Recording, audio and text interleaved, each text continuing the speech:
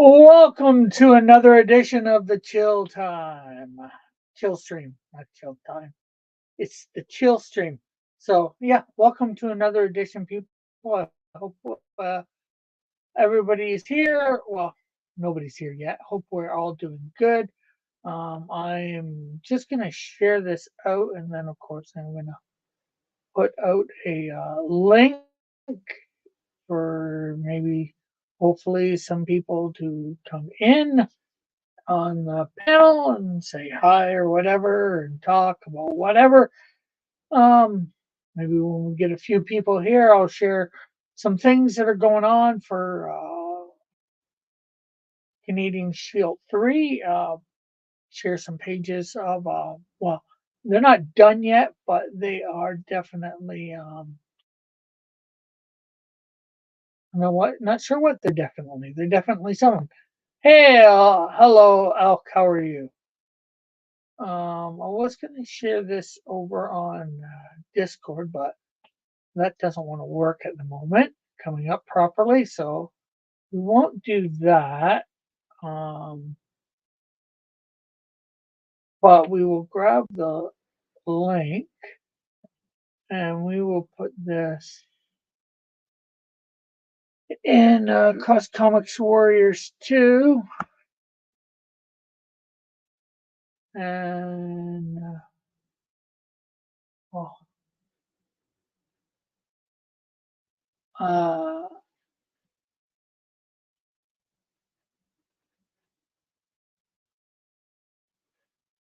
okay, so that's done.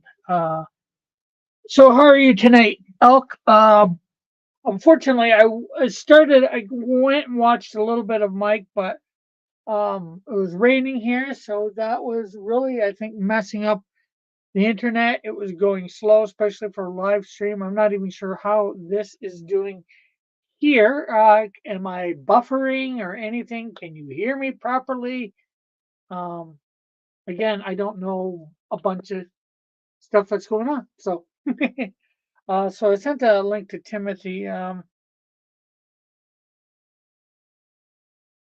So maybe in a bit, I might, if I can get on, um, go through my email. I might send you the link if you want, or I can put it. I guess I could put it in the chat for a couple seconds. I love the sound of the rainfall on a tent trailer in Sabo Beach. Ah, okay, cool, cool, cool. Hey, good night, Spoon. You sound smooth as a butler. Okay, but how smooth is a butler? Yeah, it was nice. The rain coming down earlier. Well, it was nice, but it wasn't. We got Timothy. Okay, I'm gonna put my earphones in before I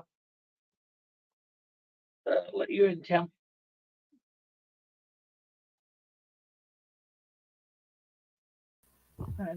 Hey, you stud muff. Hey, all right. So, how Yeah, did Mike's show go? pretty good, pretty good. I was I wasn't there for most of it because the live stream was just being slow on my end because of we had a good rainfall here. You know, it's Oh, luckily weather. it's slowed down. Yeah, luckily it's Mm. slowed down now. Yeah, it was just kind of we were just kind of wondering because we noticed that they don't stream as often as they used to. Yeah. Well, people go through stuff like that. They did it while they were alive.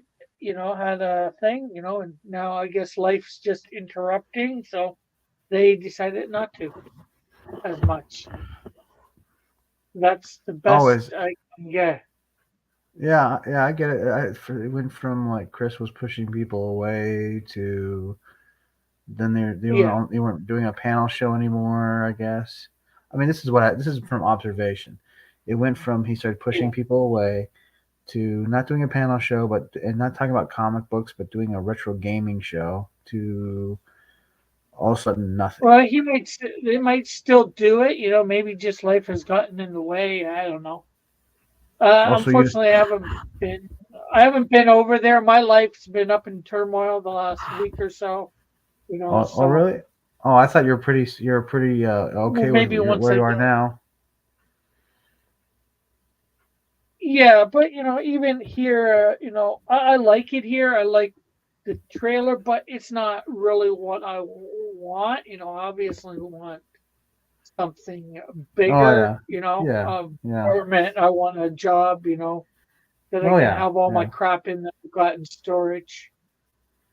yeah. What's Totally. Chris? Chris is somebody that we hung out with before, and I might still eventually if he Are has we things live? Oh, there. holy crap! We're live. I had no idea. Yes. It's Tuesday night. Why would you think I was live? Oh well, son of a gun. Well, hi, good night, Spoon. You took me Goodness, by Spoon says surprise.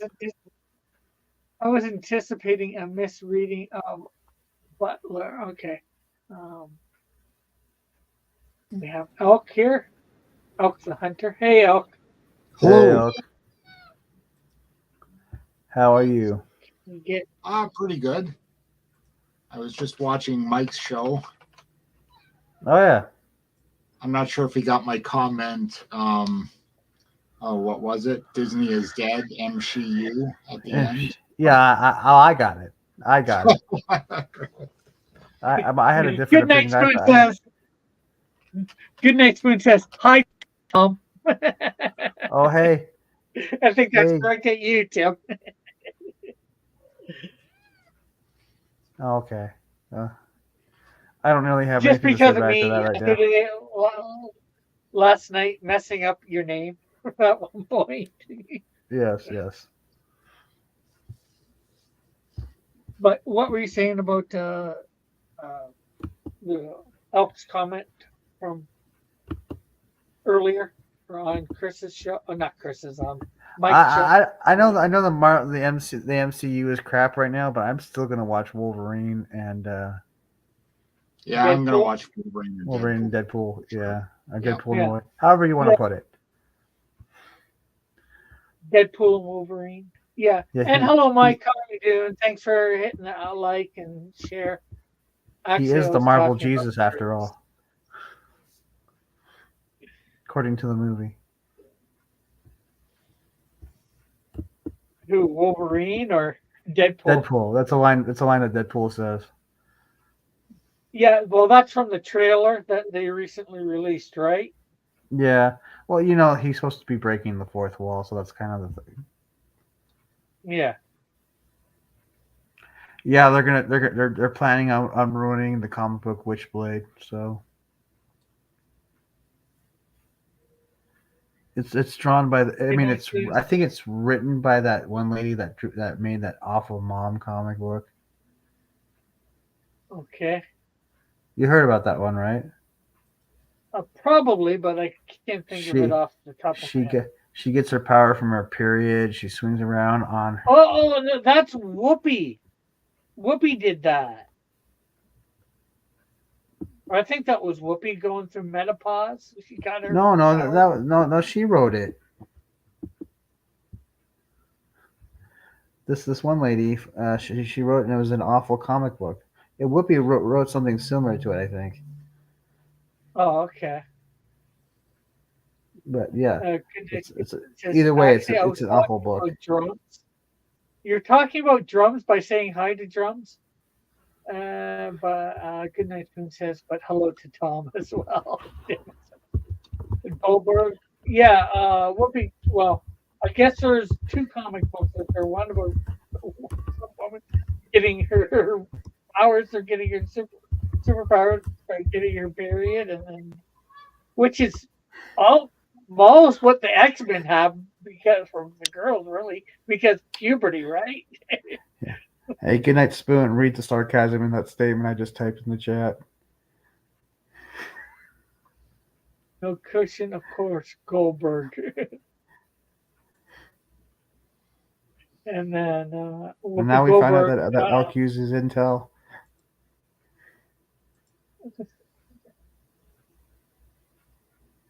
So what have you guys been up to today? Let's see, writing a script. Oh no, the drugs are working again. Talking with Wolf.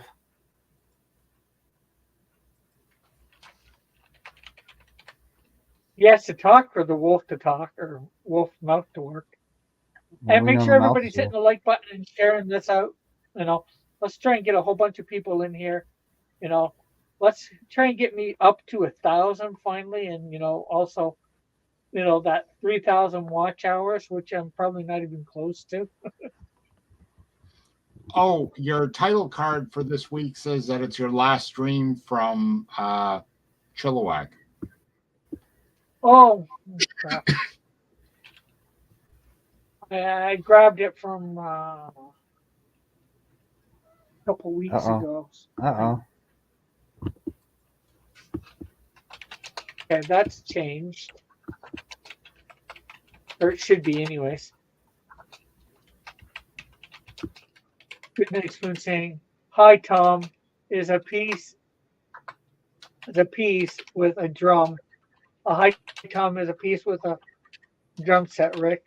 Oh yeah, well I know I was thinking a tom tom, but for a drum set, but along with a low tom and a floor tom.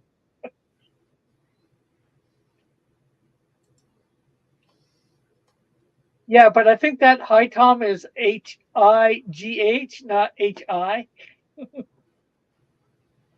Good Night Spoon. Maybe you gotta look it up. Let's see here.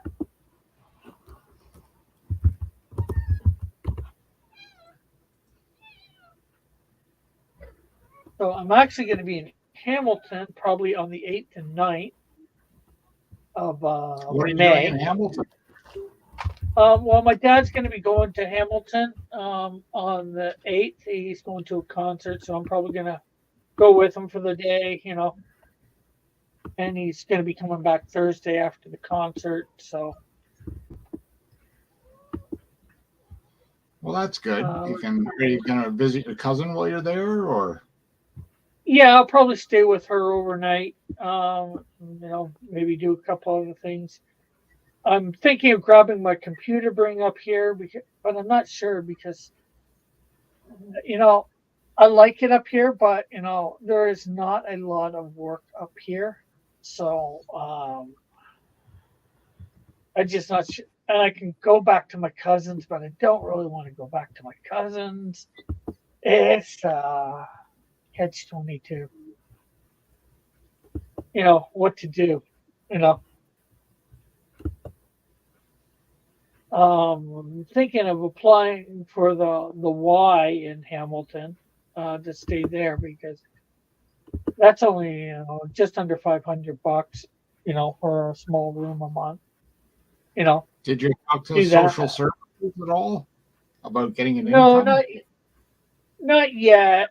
Because I'm staying here Mm. for free. All I got to do is, I pay for my food, or whatever, my own bit of food that I get. But my dad's even giving, feeding me a little bit too. So, it's not really costing me to live here. I know they will give you if you're not paying rent, they'll give you, like might give you a couple $100.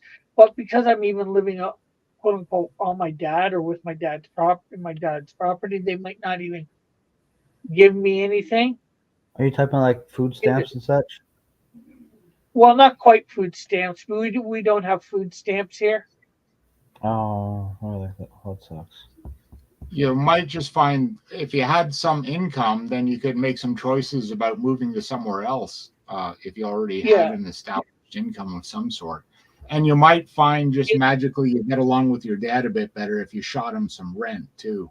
That's something to keep in mind. Hopefully, he heard the whole no. sentence and then said, so he didn't hear. Oh, well, we're getting along fine now. As far as I know, he has no problem with me being here. Obviously, I don't think he wants it long term. It's not something I want long term either. because I obviously want to get my own apartment, have my own crap in Yeah. it. I have a bunch of stuff in storage. That I Well, is want there to any get out. signs that he's getting tired of you being there or such? No, no. Well, I've only been here. No matter what people say, paying a little bit in rent can make your stay on their couch and or couch surfing time Yeah. just that much better. No matter what people say, Yeah. oh, it's okay, I don't want anything. I've Yeah. never heard of anyone turning down like $200 or $300 a month. And I've Yeah, heard yeah, many for sure. stories of that magically making the situation a little bit easier on everybody's nerves. Yeah, I do know from Yeah. experience though. Well, If you're the staying at thing somebody's, is, technically, sorry. I was gonna say I do know. Go ahead, Tim. I was gonna say I do know from experience that sometimes when you're staying at somebody's house, your time there is limited, whether you know it or not. Like so. Yeah, for like, sure. yeah. Well, the thing is, I'm not actually in the house itself. I'm in a trailer that's like 50 feet away from the house, 50 feet, 100 feet away from the house. Yeah. The main I'm using, I go in like 2 or 3 times a day. Just to sit with them. Watch You're whatever practicing he's your, watching. your M's there, Elk. Yeah.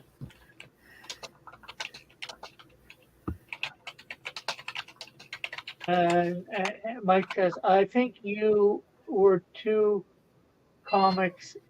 I think there were 2 comics that had similar plots: a woman getting powers from her period, and 2, a woman getting powers from menopause. Oh, he was commenting on us talking about that. Good Night Spoon is, why on earth would you want to mail food? I'm not wanting to mail food. My cat is making his contribution. Says, no, I'm not fighting with my father. I'm just saying, like from experience, you want to kind of keep one step ahead of being saying, "Hey, it's fine you're staying here at all, but you need to look for your place of your own." Oh yeah, like it's sort of thing. My main thing is get a job. I want to get a job. And then get out on my own, because There is still hey, that Acme agent's job. If you, I sent you an email about it a while ago. If you wanted to dig up your old emails, you could get Acme's website and phone number and contact information. You've already got it, I think, once at least, probably twice. And yeah, but they'll take it. You need a. You were saying have you need a. You were saying you need a landline, right?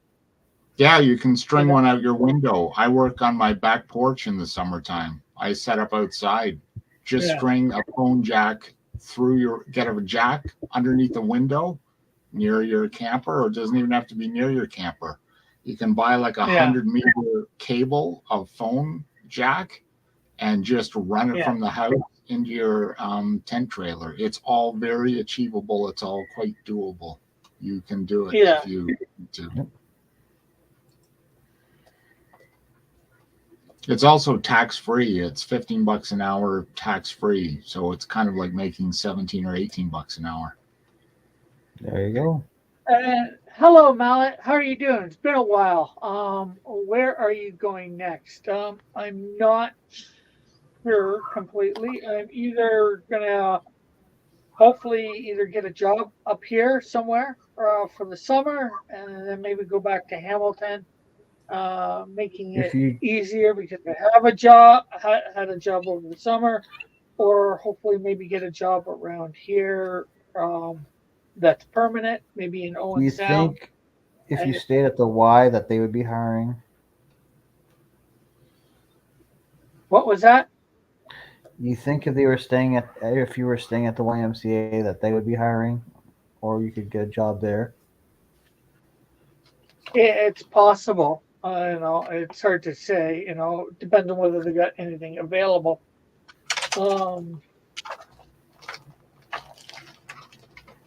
But and then of course, I'm looking at, possibly Hamilton, like I know I could go down there and stay for a couple days. And I could even go back to my cousins, but like I said, don't really want to go back to my cousins, but I guess if I have to, I would. Um, but I don't know. Everything is so messed in up the in my air. life at the moment. Yeah, I get you. Hey, Joshua. And Good Night Spoon says, it's always fun to stay at the YMCA. So, but also, I can get down to Hamilton, taking sort of city bus type things in like, 7 to 10 hours. It's normally like a 2 to 3 hour drive, but, taking city buses makes it take a little longer. No, I do not have a job yet, Joshua. Good Night Spoon says I wasn't singing. Can you guys hear my cat when it's meowing like that? Actually, when the cow's meowing, that little picture of the wolf, the mouth was moving. Oh, okay. It was kind of funny. We can't hear the cat. That's funny. Sometimes we hear it. I keep the cats around when I work. I'm not supposed to because you're supposed to sound like you're working in an office, but I live dangerously and keep the cats around while at my job. So Yeah. Just tell them there's a cat daycare right next to your office building.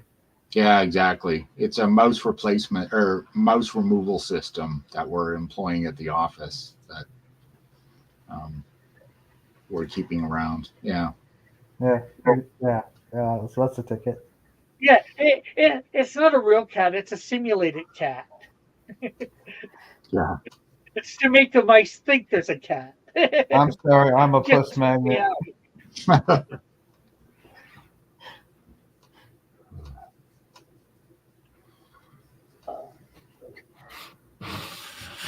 But how are you, Mallet? How are you, Joshua? Hope you guys are doing good too. You know what? I forgot a few people here.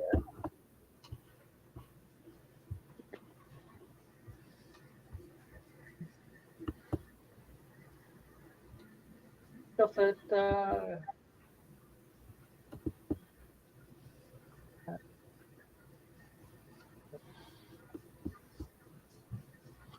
So are you remastering your pages of Canadian Shield 3 like you were with 1 and 2 with your old videos? No. Well, I never remastered number 2. I just remastered number 1. But I was trying to do number 3 myself, and but the guy that did number 2, I'm getting him to do number 3. And this is a page that he gave me for the first page for number 1, and it's not really what I was wanting. I gave him my thumbnails or my whatever you want to call it, what I did through it, and I was wanting him to really stick with that somehow. Although I told him that, and he seemed to get that, he hasn't done that. Well, what's wrong with that page? Well, obviously this is just a rough sketch, but it wasn't really what I was wanting. Of course, for most people, I think you've seen this, although this is more where I was going with it. I don't know. His page seems. I mean, what's not to your liking? Explain to me. Is that clip art furniture that EVS hates so much? Is that No. yeah. No, I drew all this. I looked at a okay. room. I drew the furniture and all that.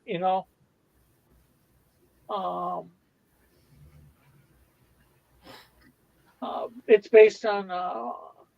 Well, he started out with an town establishing shot of the town. I didn't really want that, I want it starting right in John Sims' home.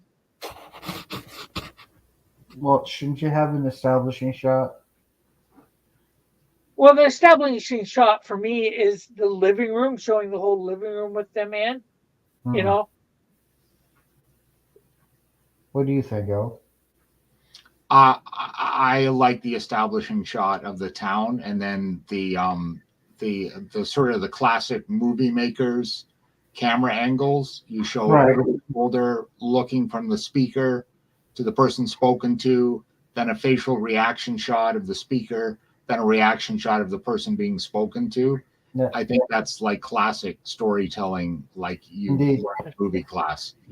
Yeah, totally. And then after that, then you pull the camera out, and then you're in the living room. There So you I go.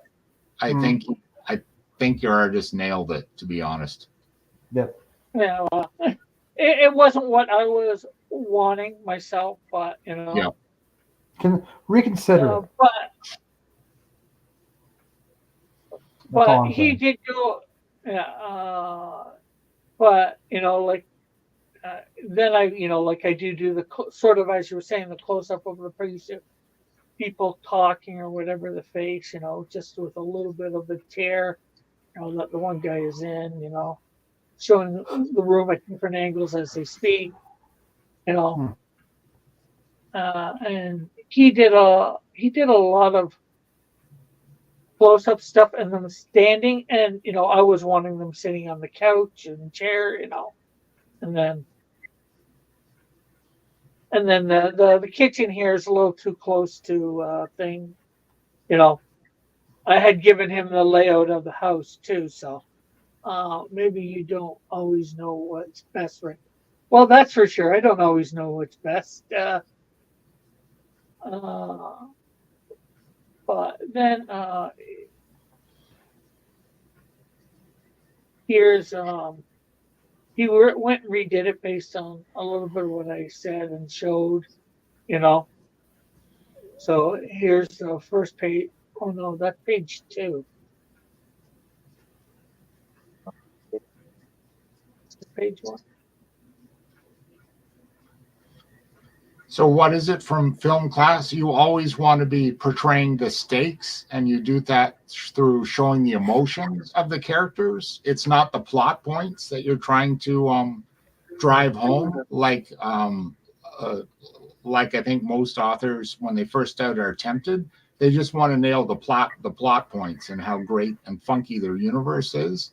It's really you want to create emotional stakes. It's about human beings are driven by their emotions. We're not driven really by our reason.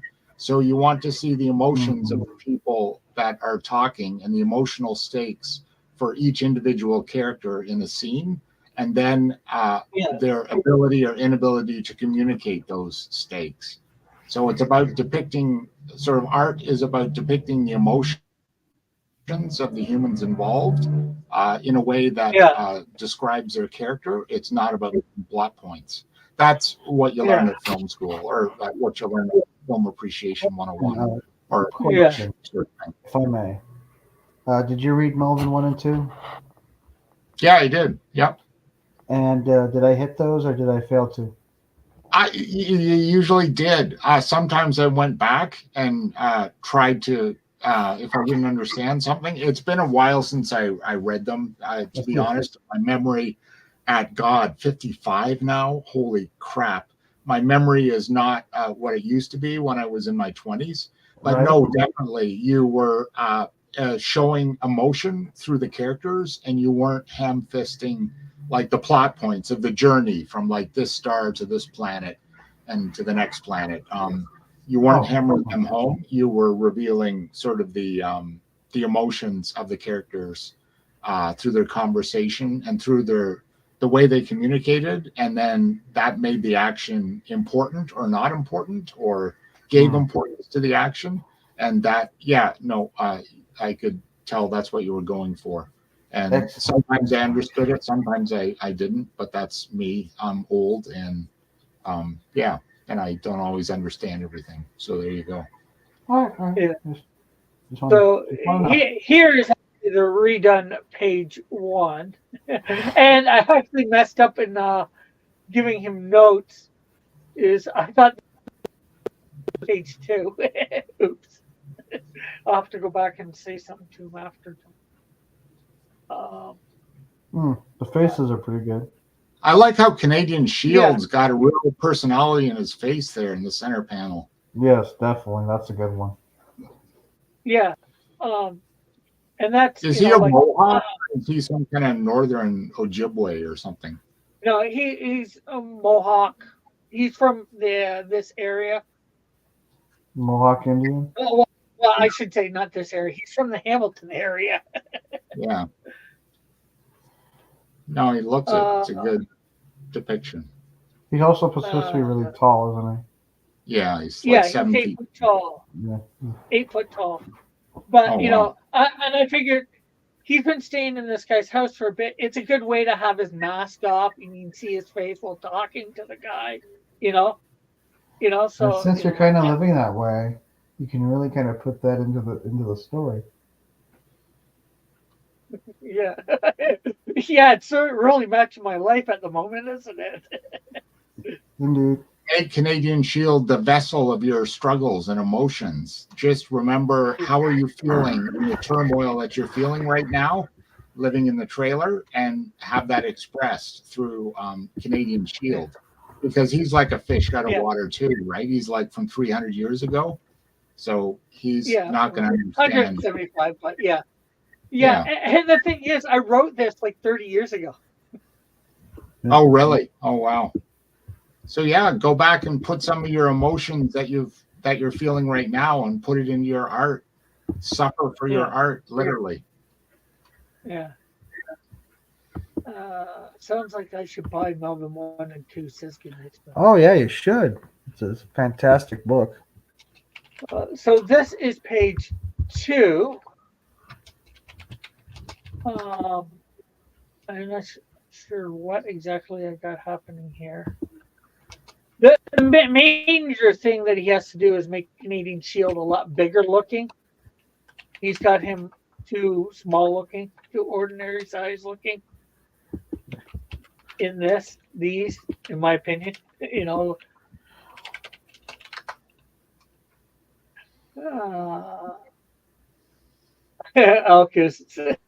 says Melvin 1 and 2 is well worth it, and then Rick is from 300 years ago, confirmed. The yellow and hang colored people alone are worth it. That's all. So, we've got like 3 pages worth of stuff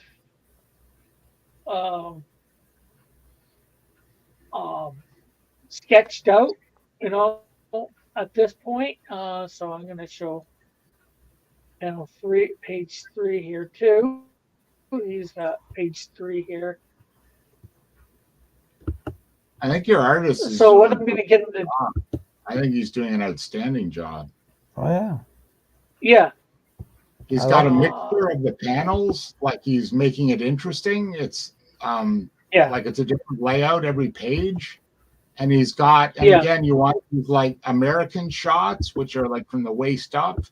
And then you want like the long shots of the whole body, and then the face, the facial shots, all again to convey emotion and to convey distance, like physical distance and maybe emotional distance between the characters. And again, it's about the eyes and try to convey emotion through the eyes, like hostility or love or hate or greed or lust or whatever. It's all about conveying emotion. Yeah. For this page here, we're going to take this panel here, and we're going to just show the one face close up, and we're going to flip it around so it faces towards the next panel. And then we're going to put this panel here, that's bottom left-hand corner, and we're going to put it up on top so we get a nice bigger shot of the Canadian Shield, which I had originally. Like it's going to be like that. This is just my lazy sketch. Mm-hmm. So that'll be the bottom. You'll see the Canadian shield sort of pointing up. It goes with what he's saying and all that. You know.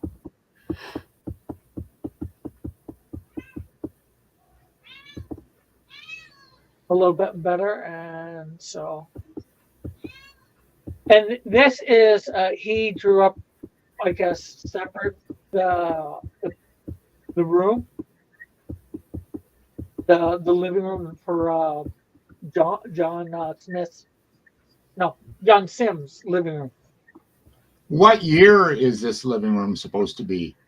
I This guess would be February, right? yeah, present day. You know, like technically, this is taking shortly place after Canadian Shield 2, so which takes place shortly after Canadian Shield 1. So this is probably, I think, 2020. Somehow I got to get things up to date. Well, There's got it's to be not the right computer monitor for 2020. It's kind of got a 1950s vibe, maybe, out of that couch. Although it's got these sort of like Target coffee table thing with the little legs and the desk. And yeah, I just thought it had a bit of a stretched out sort of 50s, a slight 50s vibe to the furniture, like to the couch and the seat. Well, for this, I went online, just before starting this, and I looked for some places that were either up for rent or up for sale in either the area or whatever, to give me a vibe of.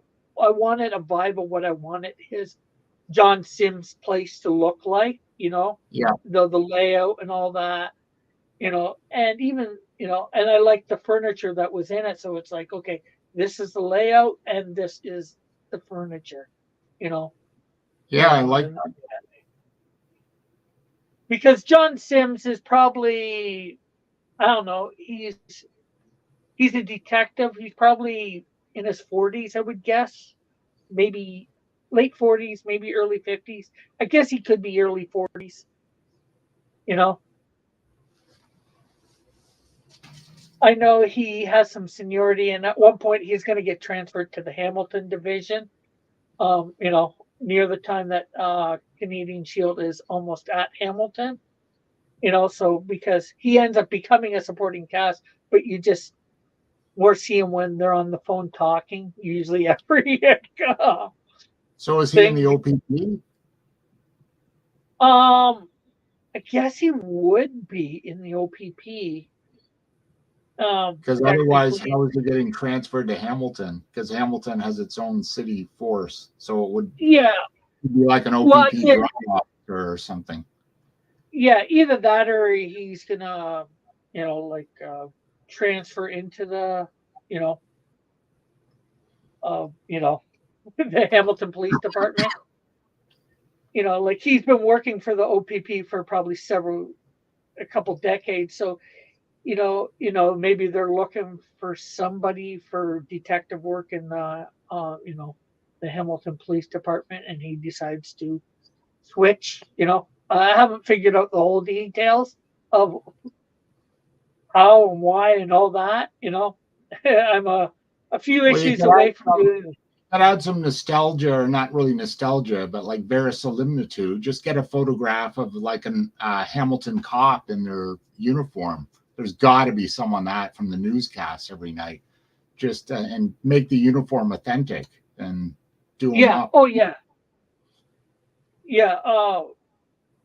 Right now he's not usually in a bit of uniform, but when he gets there, I'll probably give him a bit more of a police uniform. Like here, I've done characters. There we go. Let's see, supporting cast. This is one of the more recent versions of him I did.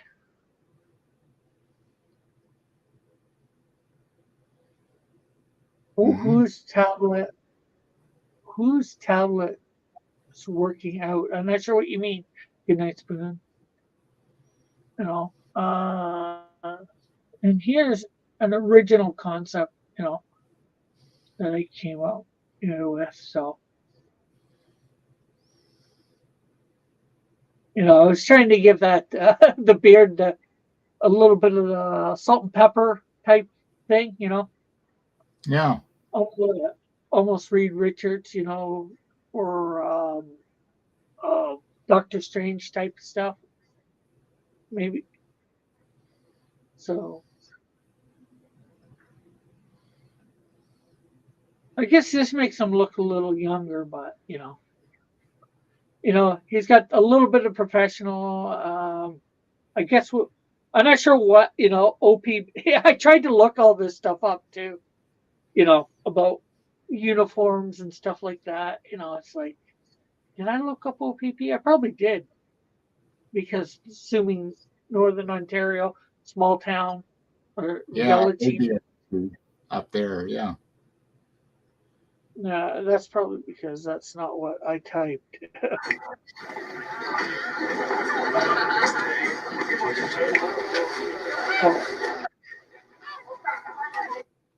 Oh, Excuse me. I was just not playing a video game. No, in no way was I doing that.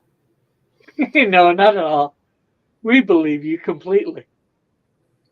But there's a little bit of what's going on for Canadian Shield 3. We're getting some things done, some stuff sketched out, and getting some ideas of what's going to be coming along for uh, number 3. Obviously, I've got probably in another week or so. I might get together with him. He's just been uh, sending me stuff via Facebook. So, you know, this stuff that we've seen. So,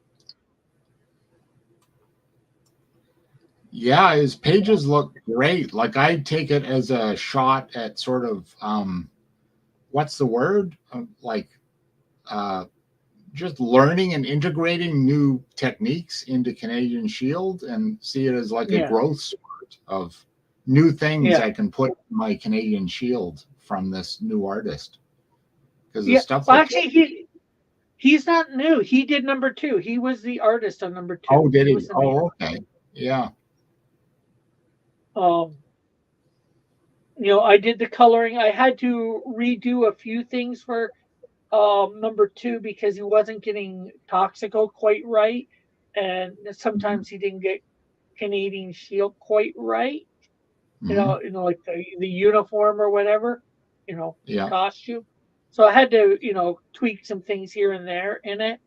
And sometimes he didn't get the even Messenger. I think he got a couple minor things wrong here and there, and he didn't always hit the size right too for Canadian Shield. Yeah, I guess he's 8 feet tall. It must be a bit difficult to keep him in proportion. Yeah, and that's the biggest problem I have for most people. Like that when I'm trying to get them to do stuff. Like a few months ago, I had a artist that I was a newer artist I was checking out to do it. And I just asked him to give me a like a turnaround type thing, a rough sketch or whatever, something to that effect. He ended up giving me um, a cover, which is not what I asked for. And I told him, he's Hulk like build, blah blah blah. And I know I showed this stuff off too on stream, Hmm. and I'm not going to give the artist name because I don't want too bad of a rap, Yeah. you know. But it's like, and I wanted him to do the other characters that were in the major characters that were in the comic, just a quick sketch, and I asked him for the quick sketch of these characters before he did this, and does he does, this cover. I didn't want a cover. I wanted a quick sketch just to make sure you could do my character. And, he's like, I'm not doing anything else before I get paid. Well, you've done more than I wanted to. I didn't need a cover. I already had a cover. I didn't say Oh, that yeah. to him, but it's like, I want to make sure you can draw my characters. And even doing the Canadian Shield, he didn't, I told him Hulk like build, and the drawing was nowhere near Hulk like build. Superman at best. Hulk's pretty distinctive. Like he's got the chest is like 3 times bigger than his waist. Like he's got that sort of like an ape like almost proportion. Like his chest is 3 times wider than his waist is, and his back is usually bent over, and whereas you're right, Canadian Shield has more of the Superman sort of classic bodybuilder build rather than the what he is supposed to be. I've always used Hulk, and I've been starting to recently use Juggernaut as a reference for people. These are two very beefy characters. This is his build, Yeah. And so it's like, when I say it's this, and then you give me Superman, it's like, like I want to make sure you can draw my characters. You've drawn my one of my major characters after I just gave you a brief description, and you didn't even draw it right. And you don't want to do a rough sketch for me to make sure you're doing my characters right, Yeah, artists are notoriously difficult to work with, all sorts of them. Like they're just like that's why most collaborations end up with people hating each other and never wanting to work with each other again. That's how most end up, not the odd one here and there. No, most of them end up with a rupture and never wanting to work again. Yeah, and the thing is, it's like if I'm going to be paying you for this, Mm-hmm. I don't know. Some of the artists I'm still working with, but things work out great. Yeah, you get a good artist. If you get a good artist, you got to try and keep them for sure. Yeah, I'm not saying it can't be done. I'm just saying like failure is the normal option. It's not the like occasional that comes along. It's no. Most artists who get together to try to collaborate on a project end up hating each other, in my experience, and just from reading about. Even if you look at movies, how many actors, when they retire, write books saying they hated the director that made them famous? Like everyone had a hate on for Alfred Hitchcock after he died, and it's just part of even the ones that they got great success with and worked with numerous times. It turns out in the end they couldn't stand each other. It's like all the comedy duos from the 30s and like Monty Python and Star Trek, the original series, and they all fight like cats and dogs. Yeah. Well, the thing is, and I think say Star Trek, unfortunately that day, you had 2 or 3 characters that were top billing, and everybody else was supporting cast, and and I think Walter Coyne points this out in something that he was talking to.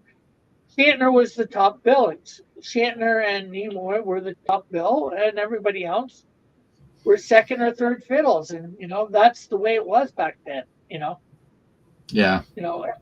Nowadays it's slightly different, but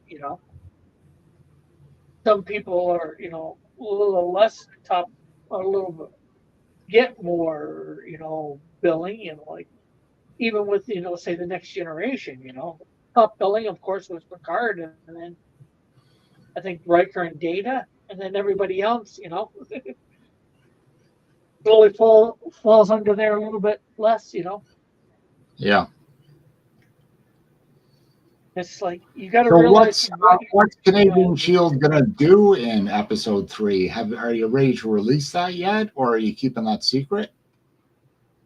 Well, the villain in it is his name. Well, technically he hasn't got his villain name yet, but he is going to be called Absorb at one point. And the villain technically doesn't have his costume, although what is going to be his costume in the future. But I'm doing a play on it. The villain was a janitor at a nuclear power plant. In fact, we're going to visit the nuclear power plant again from the second issue. Well, see The if one I at can Bruce remember. or the one in Darlington? Well, this is technically a fictional one in my universe that is in Nakina. No, not Nakina. Where did he end up? In the second issue? Uh, because he was going into Nakina at the Geraldton. Geraldton. Oh yeah. Okay, so so he's a janitor there at the nuclear power plant, and he becomes Absorbo or Absorbo or Absorb. Absorb. Absorb? Just Okay. yeah. Uh, I guess something happened at the end of the last issue that nobody knows about, or before that, or I'm not sure exactly. But there was some sort of leak that nobody was able to detect, and it gave him basically the ability to, because he's a janitor going everywhere, he ends up getting infected by it, for lack of a better way of saying it, and then ends up being able to absorb all sorts of energy types of energy, and be able to release it. And then You he know. gets cancer and dies. Is that what happens?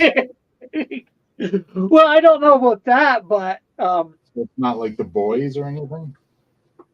well, maybe that might be a few years down the road, but or wait sometime down the road. But that's not something that I was gonna go with in this.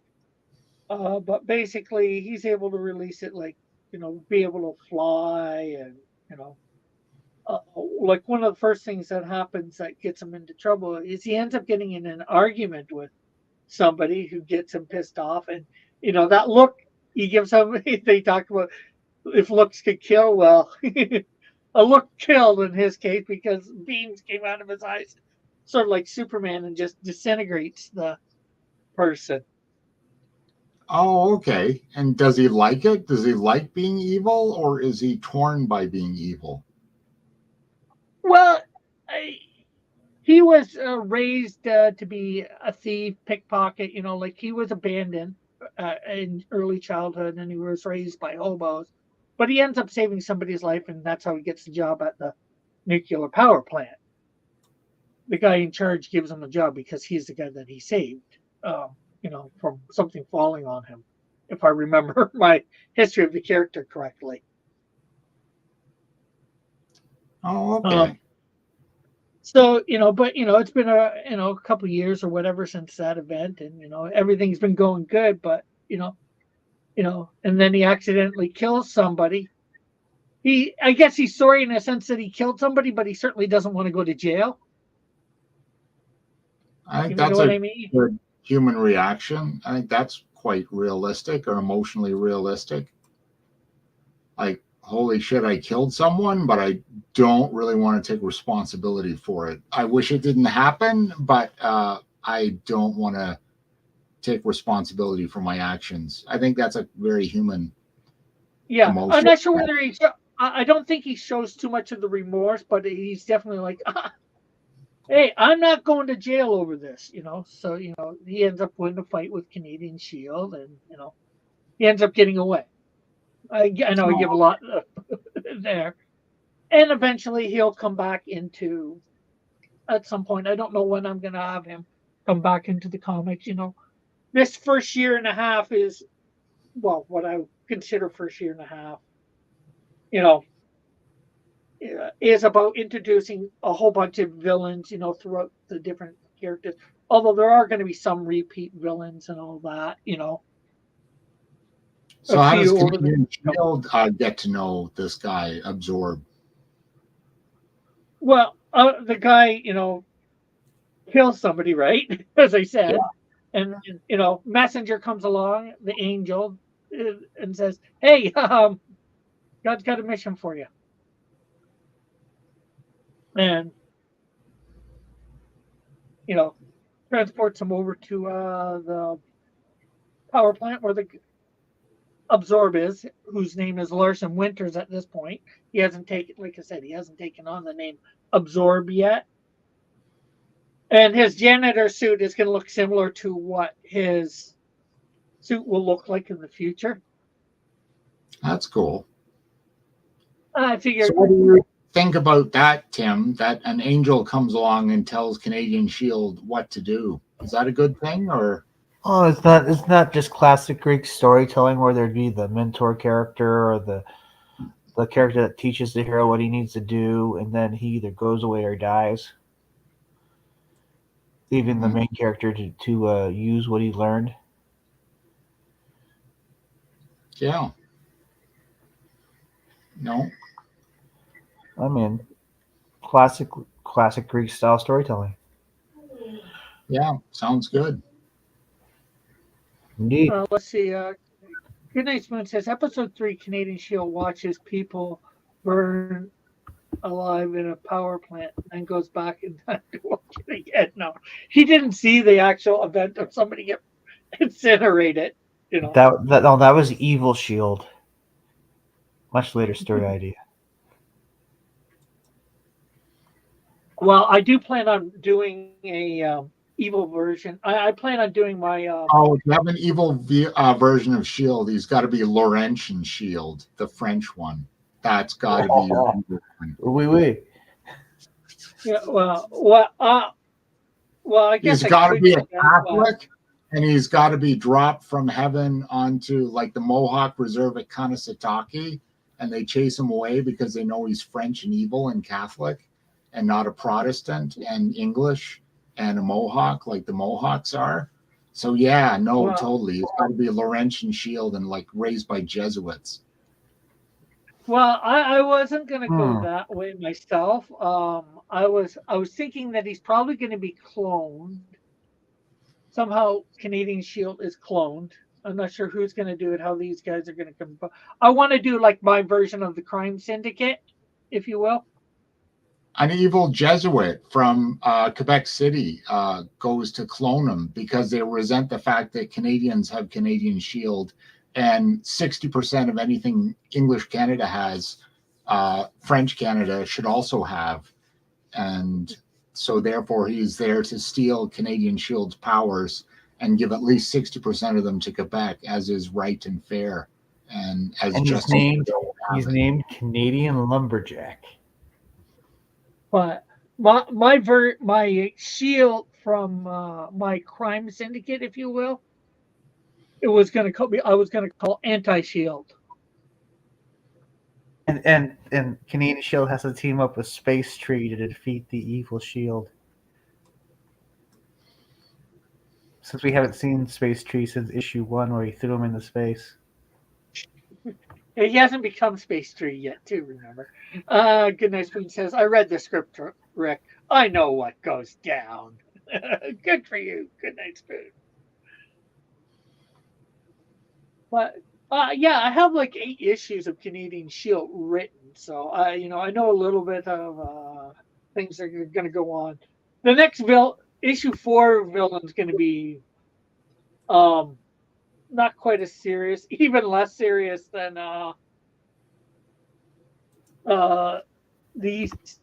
what's his name? Toxico. Here's a question for you.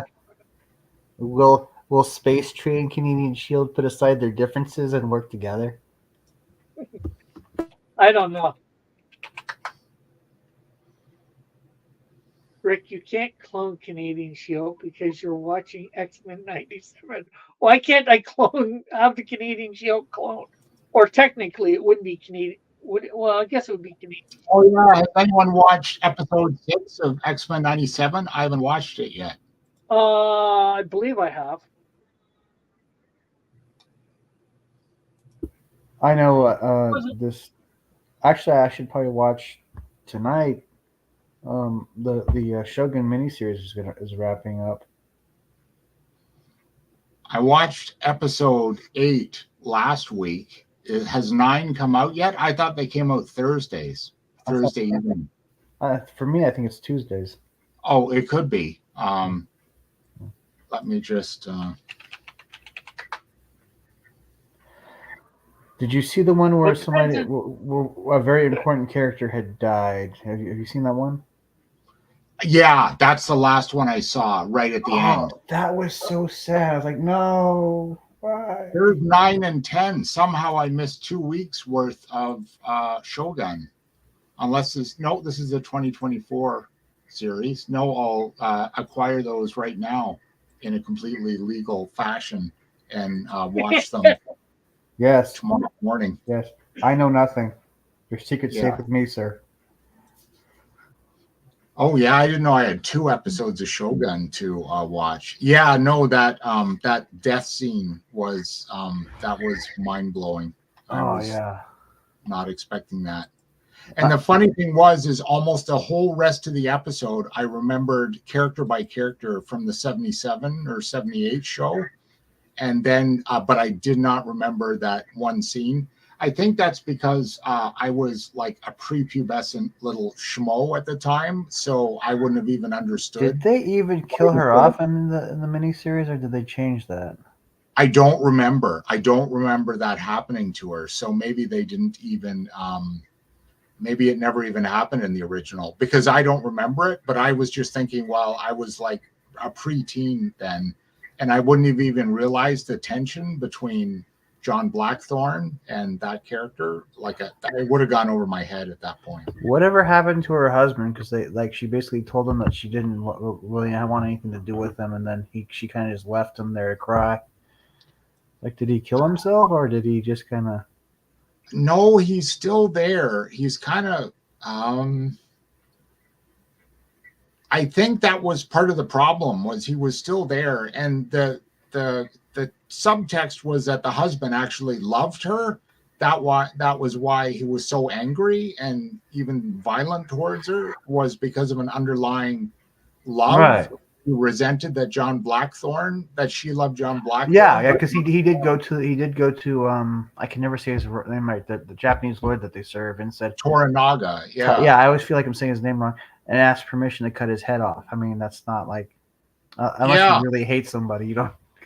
Yeah, and he said that he thought that she would not love him, but she thought he would love him because he wanted to keep her alive and would keep death away from her. But it seemed like year after year, she just became more depressed. Is that the word? Or more angry and more it was something like she didn't want she felt like her father kept her alive for some reason, that to shame her or something. She was supposed to be revenge. She was the father's revenge plan against Ishohiro. Right. So he wanted her to go far away from the rest of the court so that she could be safe and plot her father's revenge, because her father had resigned himself to his death and that he couldn't escape Lord. Right. Yeah. And so she was a revenge plot. And then, but instead of wanting to plot revenge, she kept seeking death. And her husband thought that he would be loved because he forbade her to kill herself and would give her life. And he thought that would result in her loving him. And instead, she just got more and more estranged from him. And that's why they even went out on the limb to say that that's why he was even violent towards her, which is a tough thing to get away with in 2020s versus 1970s, to admit that part of the reason why these domestic relationships are violent is because there are genuine emotional connections between the characters. It's just they're expressed horribly. And you did kind of feel for the guy because he cared for her, and she didn't care anything for him. Yeah, and yet John Blackthorne, she loved John Blackthorne, and he's just showed up like after this guy has dedicated years of his life to her, and and she had scorned that or didn't value that. Yeah, well, she didn't want to be married to him in the first place. I think she felt like she said she couldn't escape him. She wanted to escape him, and because she didn't want to be married to him. Yeah. Yeah, no, I thought it was it was an emotionally complex and, in my mind, somewhat realistic depiction of everybody involved. Well, she couldn't also show any open emotion towards Jonathan Blackthorne either. She wasn't allowed to, but the husband spotted it anyway. They Yeah. just spotted it with just phrases like they're always together, or wherever Blackthorn is, she is there as well. Like just in the subtle, like He it knew. wasn't plainly displayed, but it was again subtly displayed, which I thought was great. And then even Lord Toranaga saw it, because he He kept asking. when they were arranging that trip to the bordello, he ordered her to accompany John Blackthorn into the bordello when they were actually hooking up, and because he wanted her there to quote unquote translate for anything that might come up while they were pillowing together. So even Toranaga was trying to like, hey lady, like this is your way out of your terrible marriage. Just hook up with this guy. Well, he was also asking her questions, and he was actually kind of annoyed that she might possibly be cheating on her. And 5 minutes ago, good night, Spoonsfed. And that just spoiled that for me. I'm sorry, Spoon. I apologize. Forget everything you heard here. Yeah. I'm sorry, Spoon. I know how irritating that can seem to be, even when someone does it. Forget.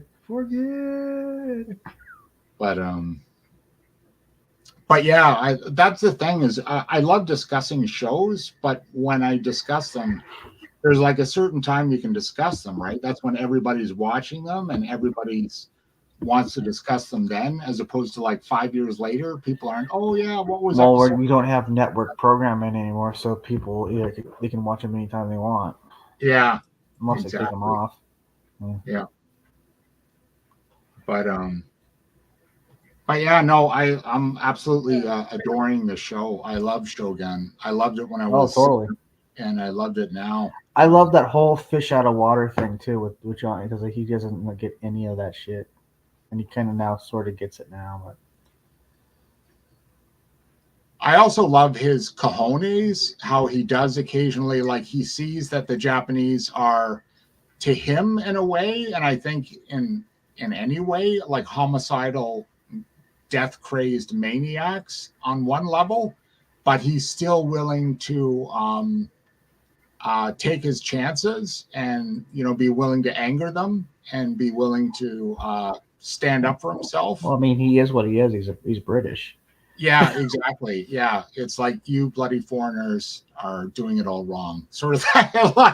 like it's just and yeah, no, I like that, and just the idea of, and again, an amazing sort of fish out of water story, but he still is willing to stand up at sometimes, even though he knows the Japanese have this nihilistic, death crazed streak in them. It's all good. It's yeah, no, I love the character, love the series. It was one of the top 10 formative TV series of my life that I can remember, and I'm liking revisiting it. I mean, the original one was good because it was bound by TV standards. Yeah. And again, though, I watched it when I was like 7 or 8, and I don't know how old you were when you saw it. You might have seen it. I saw it, I think, early 2000s on Independent Film Channel. Yeah. So you were older than 7 or 8, and it obviously wasn't when it was aired originally. Richard Chamberlain was really good in it. Yeah. But although this one, I don't think I've ever seen the original myself. Oh, you should watch it. This one, I think they're trying to be more authentic and closer to the book.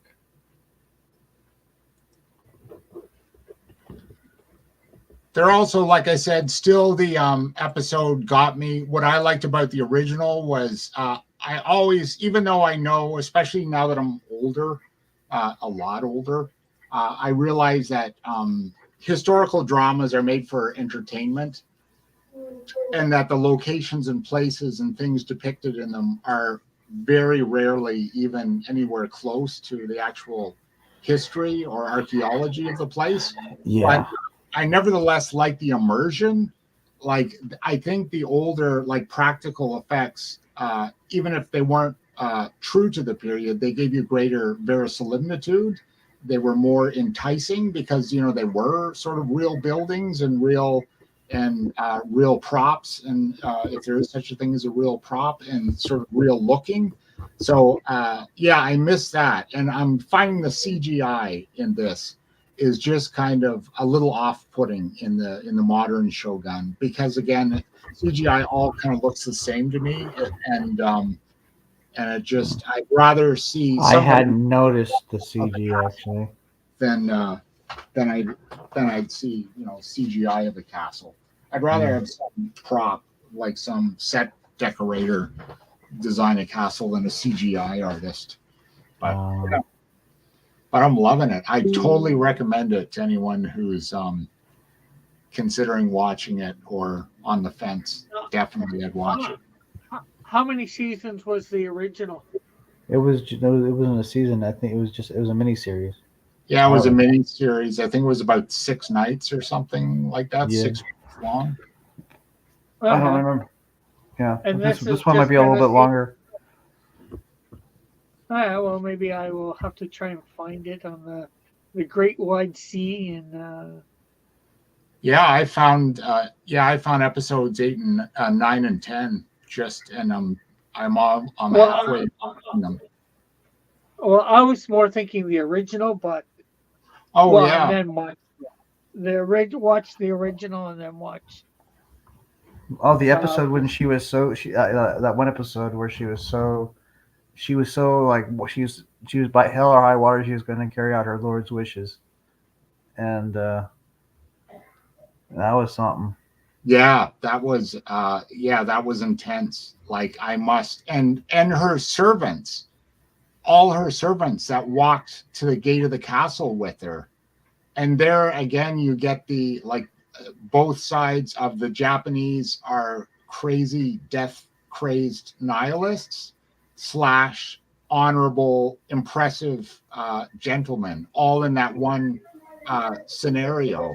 Well, they were all ride or die kind of. Yeah, they were all like, yes, we're here with Our Lady at the gate, and she is leaving the castle because Lord Toranaga told her to leave the castle, and you will all step aside, even though they had no chance of winning. They fought to the death, and then she picked up her spear and attempted to fight them, and she still had pretty girl privilege even back then, where she said like, oh well, I cannot attack, or I cannot overcome so many soldiers. Yeah, and they were supposed to kill her, so she just went back. And she kept going forward. They're like arrows just shooting straight down. Yeah, arrows shooting right at her feet, and that had just before slain like her own courtiers, her own men at arms, and yet she still kept walking. Like where you see this, the courage that a disdain for death gives you, and how that courage can be both honorable and scary and creepy at different times in the show. Mm-hmm. That was just a scene where it came out. And then where the last man-at-arms who turns back from the gate man-at-arms, Lord Ishiharos, he walks up to her and he says, I am honored to have been your servant. And the guy puts the spear right through his heart from the back of his rib cage. That was just an awesome, awesome scene. And again, it sort of conveyed a little bit of the nobility and a little bit of the creepiness of the willingness to accept death that at least the author sees in Japanese culture. And heck, everybody. I read about World War II a fair bit, and I've been doing that this week. And there was a willingness to accept death in Japanese culture back then, for sure. Oh yeah, kamikaze pilots, they would get like hammered and just slam their planes into. Yeah, and captains going down with their ship when they had gotten all their men off their ship and scuttled. Could have left the ship safely and gone on and fought for the emperor, probably providing the emperor with and the Imperial Japanese Navy with a skill set that they could have used. But instead, no, I'll just die with my ship because I lost my command for the emperor, and I'll stay here till I die, this sort of thing. So yeah. So. Oh, Spartans were the same way too. They were no, they're all into dying too. Yeah. Yeah, I really wonder. I like because again, I'm really immature about death, even as an adult. Like I don't deal with death well. I was horrible at dealing with it when I was a kid. I'm Yeah. immature about it. I know I'm gonna die. I know other people die, but I remember I played a Dungeons and Dragons video game with this guy who worked at a hospice. He was their dungeon master, and I just realized from a couple of conversations with him that that's one job I will never be able to do and would never even dream Mm. of doing. And that's working at a hospice. I'd be like freaked out the whole time. I'd be an emotional wreck. Like, oh my God, you're going to die. Why aren't you freaking out too? Sort of thing, as opposed to just sort of dealing however realistically you can deal with situations like that. No, the way I look at it, it's not what you can't take it with you. It's what you leave behind. Yeah, yeah, there are different ways to look at it. That's for sure. But, There's a so yeah, time when legacy becomes really important. yeah, that's what a lot of artists believe. Is they believe like their books or their paintings or their art is going to be like their immortality. That's a lot of people think that way, Mm. and for some people like William Shakespeare, it is. I sure hope my books become my legacy. That I'm working hard at that one. Yeah, well, keep going, keep pumping them Yeah. out. Yeah, Oh hell yeah! yeah. But I should actually go. I have to feed the cats their evening meal and take care of them now. They are making that quite clear. But Yeah. yeah, Okay. thanks a lot for having me on, Rick. And I hope I didn't upset you too much or anything. But No, yeah, no, no. well, all You right. upset And me yeah, at all. nice to see you again on the YouTubes, Tim. And Yeah, yeah, yeah. Real I think I've read Melvin 3, but I'll Melvin reread it. 3. If you need, I can send you Melvin 3 if you want. Oh, I'll buy it. I'll buy Well, one. as soon as I get all my backers, I'm gonna have a Melvin 3 special edition. Oh, sure. Okay. Yeah. Yeah, Terrific. that one will be So, good because I plan to have an extra story in there. yeah. But yeah, thanks a lot for having me on and listening to my No problem. ramblings about genre fiction and your particular genre fiction. And yeah, have a good day. Thanks for Peace. having me on. See you later. All right, and then there were two. Yes. And what to do for the next 40 minutes is the real question. What shall we talk about? I don't know, man. I'm getting kind of tired myself, so Yeah. I always find something, or almost always find something to talk about, some sort of thing. Oh, we got a good night, princess. um, I was And gonna answer that we, question right now. I don't know. I did don't know we about that ever one find either. out? Did we ever find out what a Chris is and what's going on there? Well, me and Tim know what a Chris is. A And no, we Chris is a don't. person, Chris. Not really. We don't know what's going on, or the state of your tablet. What tablet? Um, I'm not sure what you're talking about by the state of my tablet, or why your first instinct is to put viruses on every computer. The public needs to know. Did you put a virus on I, your computer, Rick? I try not to put viruses on computers. I don't think this one has any viruses on this laptop. And Hmm. by the state of tablet, do you mean my laptop or do you mean my drawing tablet?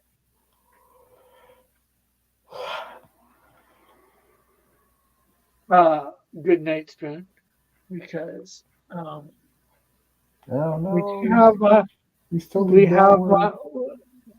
we have my laptop, which I'm using here, and then we do have my drawing tablet right there, set up sort of as a second monitor. Oh,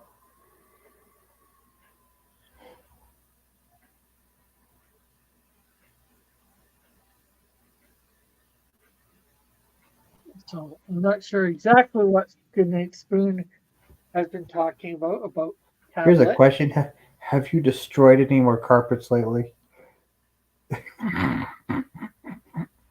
I never Kidding. destroyed a carpet to begin with. Well, technically, I've probably destroyed a few carpets in my lifetime, but not like that. Answer the question. You want the truth? You can't handle the truth. Good thing we cleared up that fast. Wait, I'm taking up 40 minutes of our lives. Yep, for sure. Yeah. Um, well, I'm actually going to be having RJ hopefully sometime next week. I'll be getting together with him. Hopefully, I'm going to have my comic uh, done to be put out on Amazon and all that through him. A collection of Canadian Shield 1, 2, and Snowdrift 1. And if you push that, you'll have a somewhat steady income. Somewhat, maybe. Yeah. Well, the great thing is, part of it's passive income, like because there are going to be people that go on to Amazon and a different, Walmart and Barnes and Noble that I don't even know that are going to buy it because I'm sure the people that bought in Finland or where overseas that got yours off of like Amazon or Barnes and Yeah. Noble. You didn't. It wasn't because of all the news that you were spreading around that they were on there. Well, Sure, especially there's not. a few. I'd say Germany, but Japan. No, that was because the Japan bought Melvin 1 and 2. So Okay, yeah, good but on sure him. there. Yeah, there's some that would, like Outcast buying, from when you're over on Chris's or a few of the guys over there when you Yeah. were over on Chris's, them buying, yeah, that were in his audience. Yeah, but those guys are all in other states. But a lot of the Yeah. people overseas that are buying, it's not from I'd anything say that most 14. likely they. I'd say let's see, 14, 15, 16, about 14, about 16 copies this month in the states, 1 copy Canadian, 3 copies German, and 2 copies Japan. No, that's good. But Like it's do you mean by that's in April thus far, or is that's in that April thus everything far. that's. I think this month, but I think I estimate around 30 copies.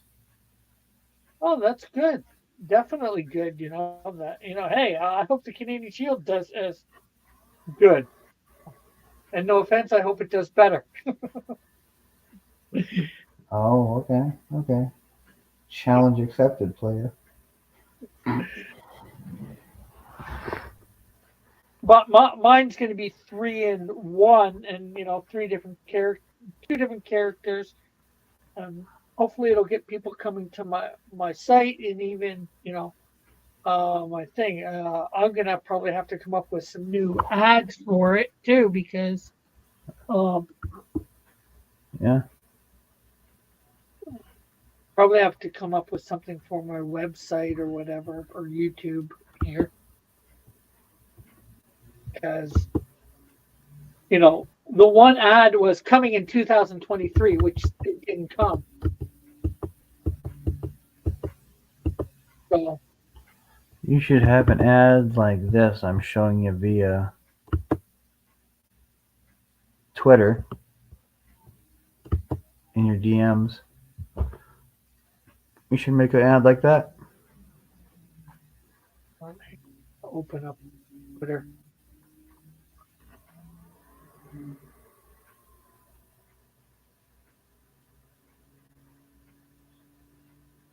Why would we want to? Goodnight Spoon.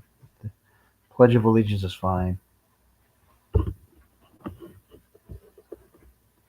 And I guess it depends on the Pledge of Allegiance. Allegiance. Well, you Because I know should be we have a proud of where lot. you're from, what country you were born in.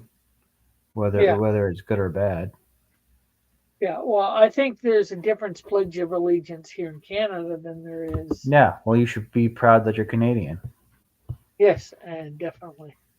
Yeah, Yeah. for reals. Yeah. Own that shit. That's for your Amazon. Yeah, but I'm still saying you should have. Yeah, I'm having a new ad made up, but you should definitely, that way you don't have to keep typing or leaving the link constantly. You just get like something like that. Oh yeah, that's fairly simple to do, something like that. But I'm more meaning something inside the book as an ad. So to Yeah, point yeah, it is anybody Goodnight that Spoon. gets It's the book terrific. to,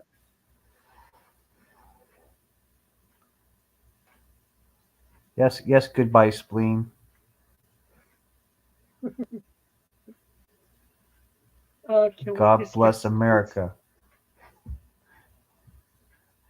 and Canada. Just because Rick is here.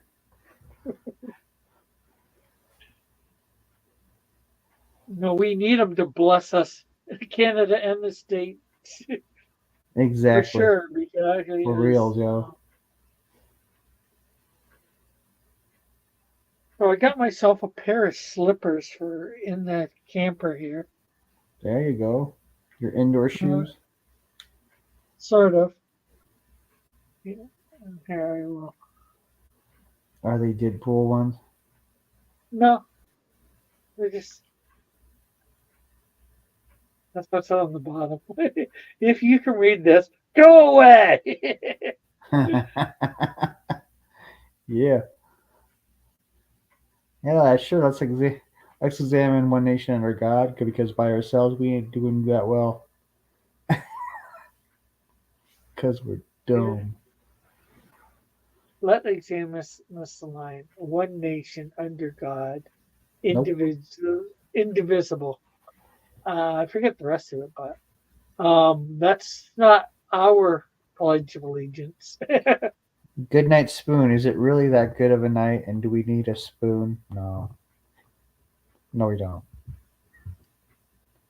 Yeah, but see, the good night is not a good night as in nighttime. It's night as in the night guy with the swords and Um, armor. Is there anything wrong with that line? The only thing wrong with it is I don't think so much the nation is under God at this point. One would hope it would be, but I don't think it is. And then I also got myself a pair of sandals just for going from the uh, camper here to the house.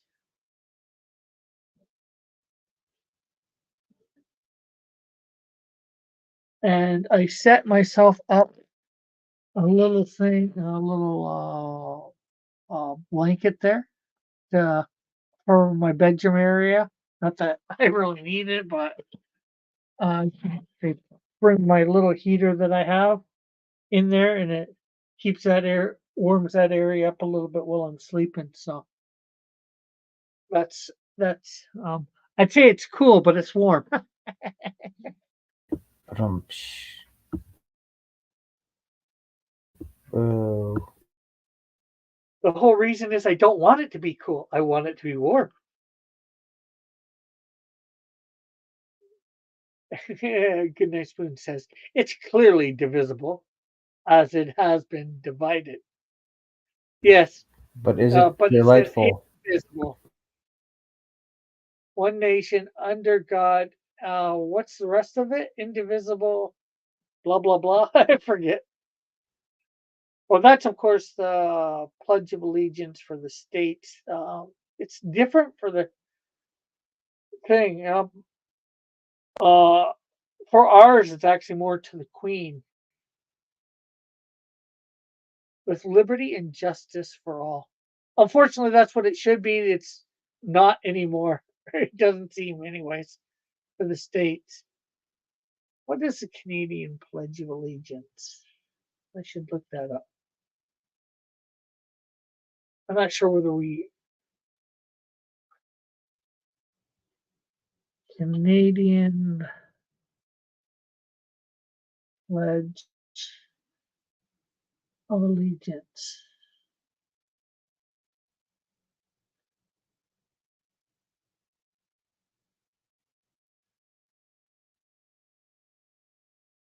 Oath of citizenship. I don't want the oath of citizenship.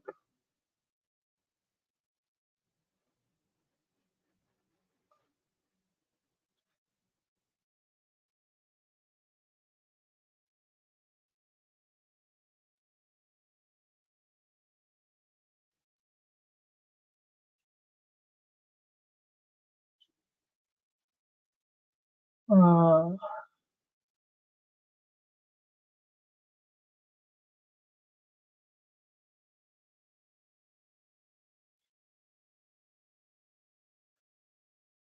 let's, well, that's not too.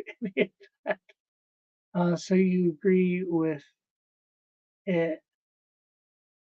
So will you agree it is time to retire the pledge? No, I think it's all the more important that those who agree with it do with it and try to make it um, a thing again.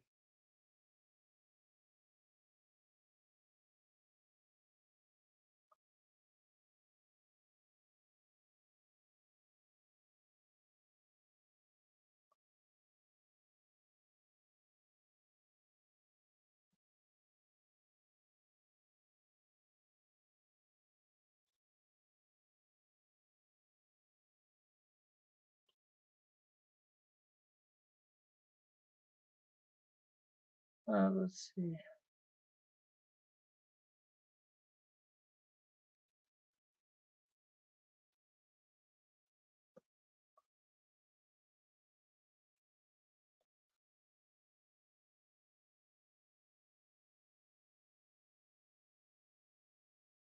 It is. I'm trying to find the Canadian Pledge of Allegiance.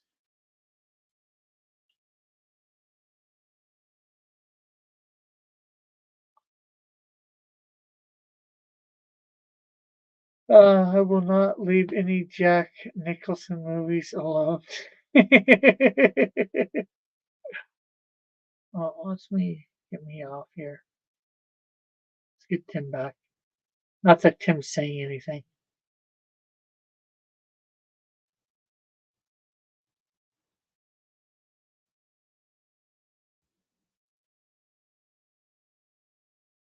I'm trying to find the Canadian Pledge of Allegiance, but all it wants to give me is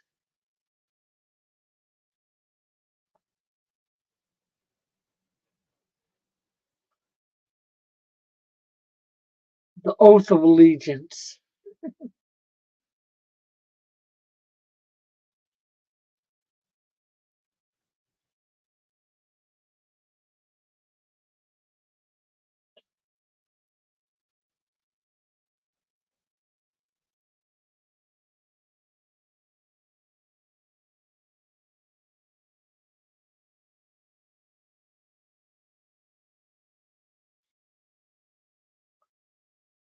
Uh, you should get Tom back on. You freaking.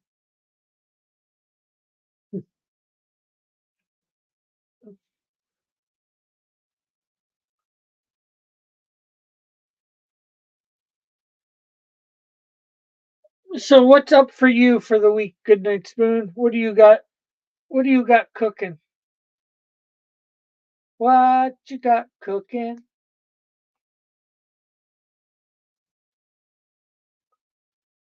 I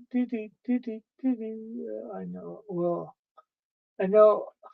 Tim's like, I know it. To maple syrup, to which it stands, one nation under beer. No, that is not it. I think ours was God Save the Queen or whatever.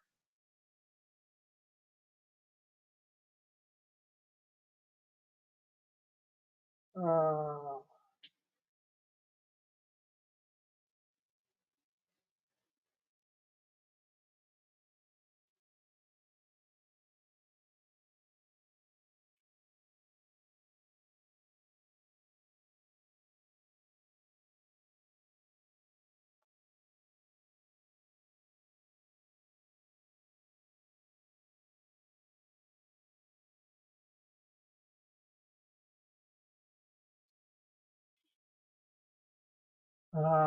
Just working. How about yourself? Well, I'm going to be going and looking for work on sites. I should actually try and print up my resume and bring it into the Tim Hortons across the street.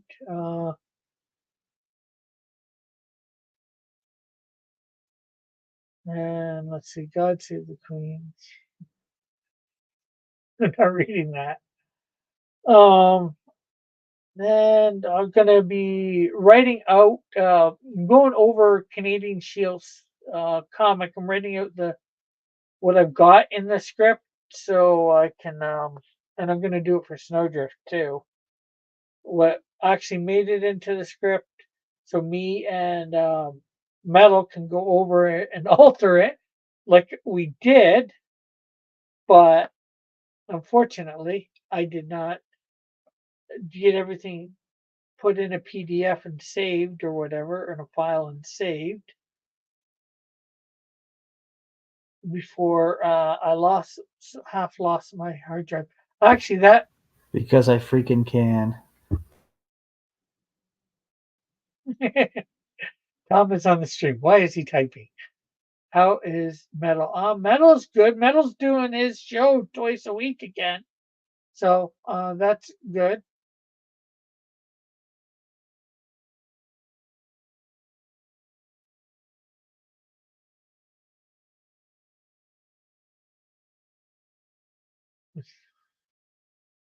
No future. There can be no not be sin. It's I don't know about you. it's lines to the Sex Pistols version of "God Save the Queen." Uh,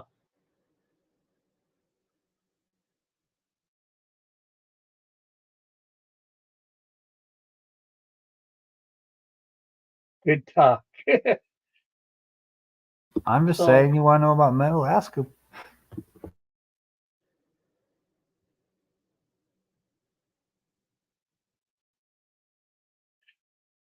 hmm,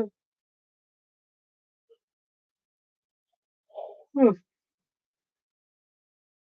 Oh yeah, I gotta find out when Dillard. I still got two things coming from Dillard, two pictures. I gotta find out when I gotta tell him what I want for the one. So I'm hoping by the end of next week to have everything done and ready for the Cross Comics collection. I'm not sure what's a Dillard. A Dillard is a man that draws a comic stuff and lives in California.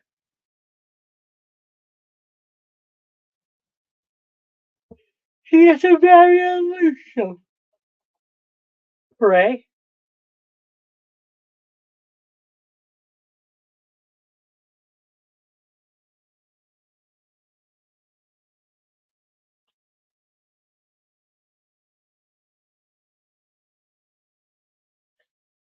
He might actually even be completely moved back into his house by now. Last time I knew that everything was, except for the kitchen, was copacetic. They just had to get some new appliances or move them in. I'm not sure exactly. I forget. I know I was told, but I just forget. And that's been a couple weeks. So he could have all that stuff by now in. How do you feel about Femi questions in a job interview? What are Femi questions? Uh, that's Fermi? Is that Femi or Fermi? Ferrari? Fermi. Fermi? I don't even know what Fermi questions are. Maybe the equation is about fermenting things. I don't know.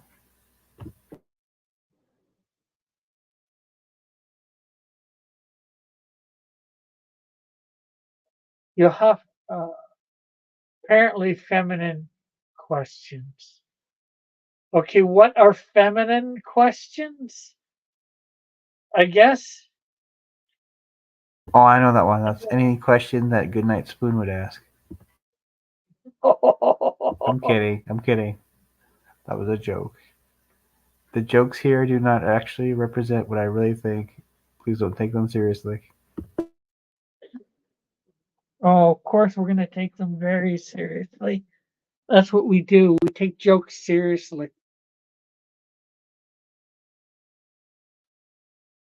Because what else would you do but take a joke seriously? It has Why would you happened not? before. Why would you not take a joke seriously?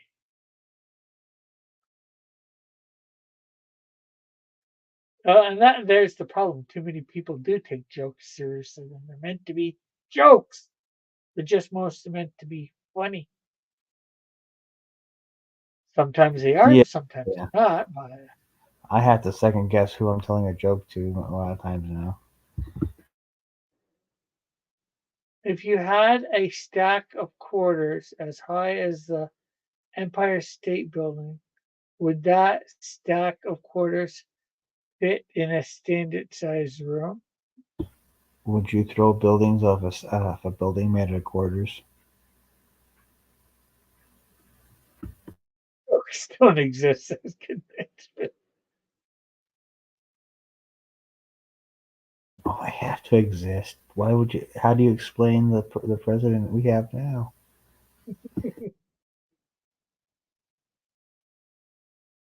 Stupidity? Yes, that too. Although he's not my president, so I'm glad of that. Although I have something just as worse, maybe worse. Just goodness me says I wouldn't.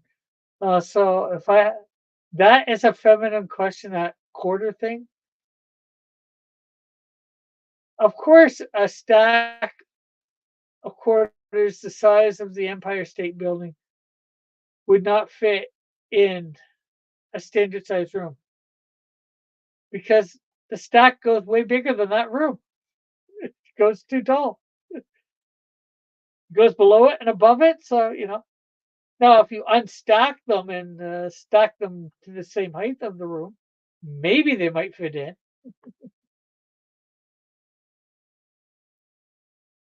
Hmm.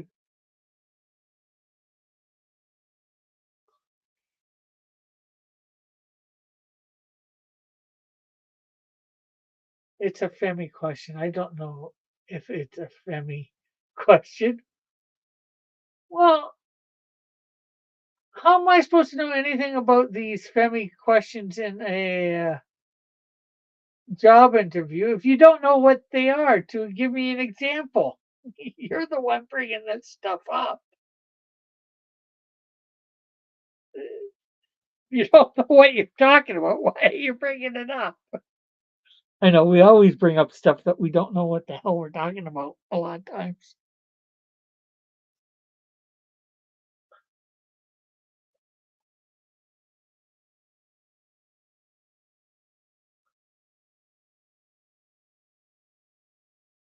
Uh,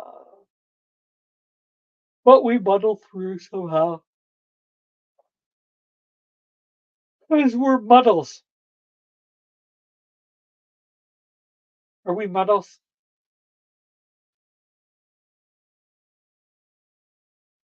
Are you a muddle? I'm a muddle. He's a muddle. You're a muddle. We're all a muddle. You created Femi questions. You created Femi questions. I was asking about Femi questions. I didn't create Femi questions. Yeah, you asked about them because I figured you knew if you're asking about them, you know about them.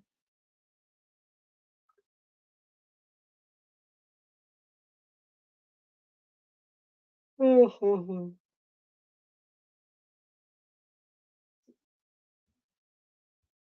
wow, it looks like my dad's still up.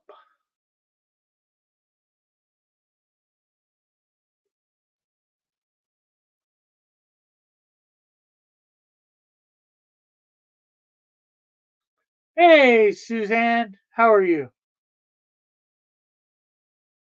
Good to have you here.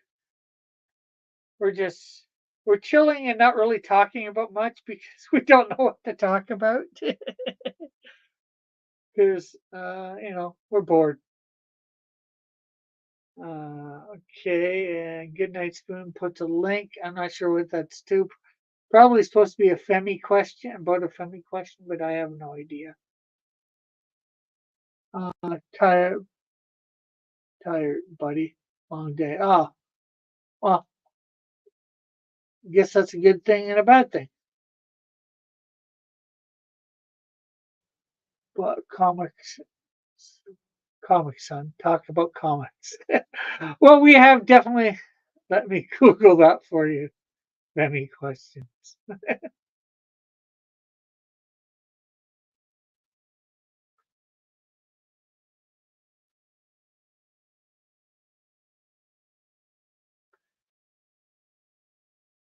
Okay.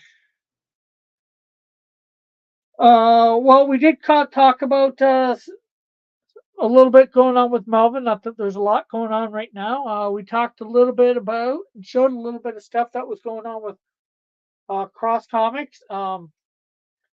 We have three rough sketches of the first 3 pages of Canadian Shield issue 3. I seen Dillard's name. That's what. I seen Dillard's name. What was that about? Um, I forget exactly who mentioned Dillard first. Whether well, I think I said something about Dillard. And then of course, Goodnight Spoon was himself and said, "What's a Dillard?" Rick was doxing people again. I do not dox people. I would never do that. But I forget why I brought up Dillard initially. He, of course, is. Oh, I know. From when he was doing, I think I was saying from when he was doing Scribbattle. Um,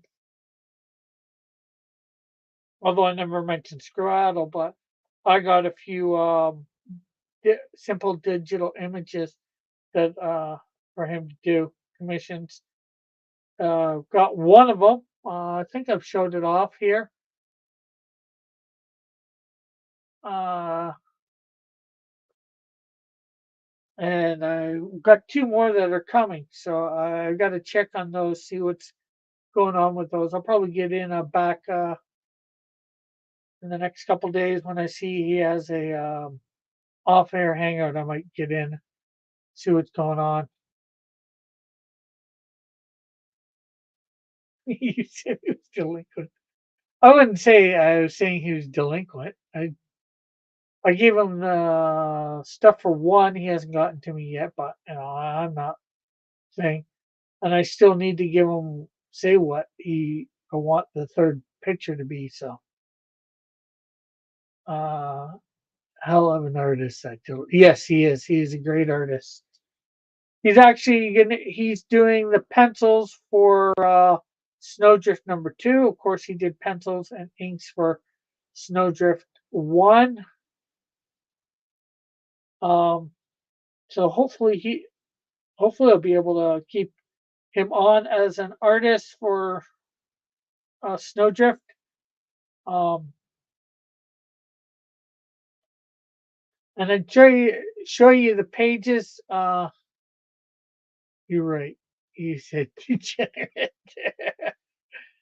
And of course, I gave a little bit of an update from what I know that last time, and this was a few weeks back, that his place is pretty much back in order. It was just his kitchen that needed to be stuff new, possibly new appliances and all that put in from the flooding and all that. And that's been a few weeks, so that might even be done. So that is good in itself there.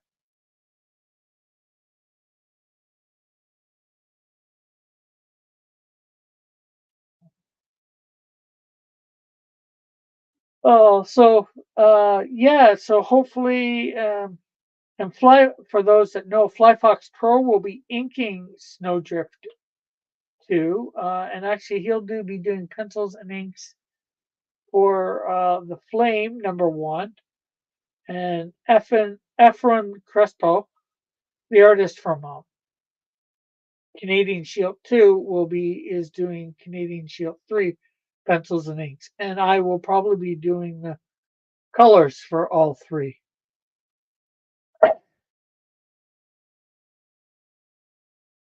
And I'm in the middle of doing a re-edit of Canadian Shield 2 and Snowdrift 1. I had done the edit before, but unfortunately the file didn't get saved and I lost. Well, at the moment I don't have the information on me. Um, the hard drive has been messed up and I'm not even sure whether I can save it. So I've got to re-edit the what would be the lettering, and get it all fixed to what it should be. Some grammatical stuff that I accidentally that I didn't get done properly in the initial one to come out from Indiegogo. But because RJ, I'm not sure whether you know who RJ is. He is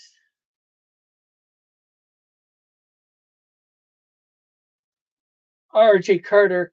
He is going to be getting my stuff on Amazon and Barnes and Noble and probably Walmart in the States, um, in a collection. So you're gonna have Canadian Shield 1 and 2 and Snowdrift 1 in a book together. So um, yeah, and I just want to make sure all the grammar and all that's good for Canadian Shield 2 and Snowdrift 1 before they put those together and out on those places. Let's see. Yeah, Suzanne says, yeah, that sucks. My plumbing froze up all the pipes needed replacing. Now we're hauling water. Oh wow, that's sorry to hear that. Um, yeah, but for Dylan, this was his pipes burst in the I want to say the middle of summer, or maybe it was winter for there. Um, or was it? I forget when it happened for him. A few months ago, obviously.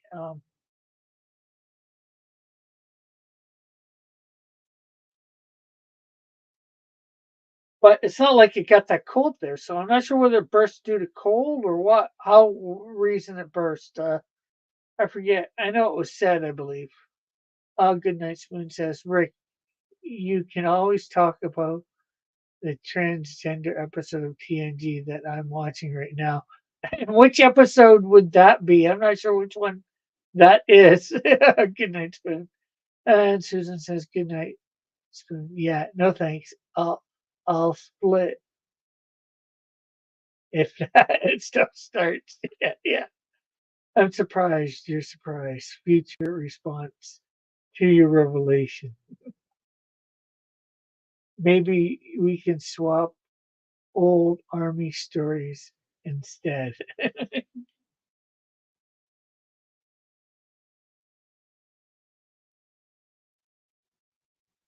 Because I wouldn't say there was any really transgender episode of Star Trek: The Next Generation.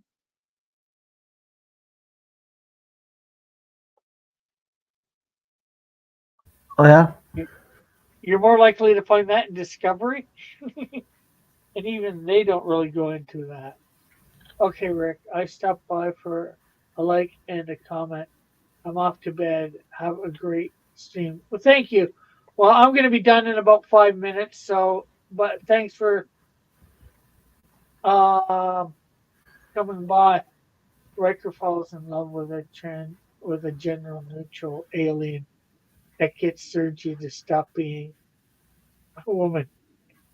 Actually, if I remember right, is I know which episode you're talking about. I'm pretty sure um, that those species had no gender at all. So it wouldn't it just from stop being a woman to be a woman or wanted surgery to get be a woman or whatever. I'm not sure how that would work for species that don't even have a gender or whatever or a sex.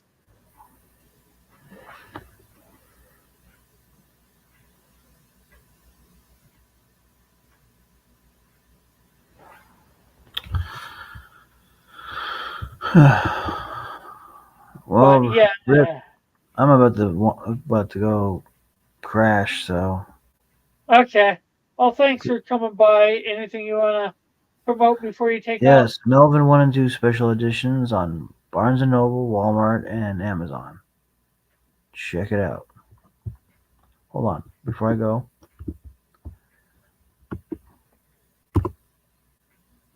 Bam. Peace. There we go. A link to the chat. So, and we got just me for the last few minutes here. Should I take off early? Should I not take off early? It's only like 2.5 minutes or less. But probably should hit that whole time. But I will thank all my guests for coming on and spending some time with me, talking with you guys, and of course, thank everybody in the chat for stopping by. It's been great having you all here, talking with you, letting you know what's going on. Hopefully, we'll have more stuff each week coming up to show and talk about for stuff. I I couldn't hear you over Mario and the transgender episode. What did you say?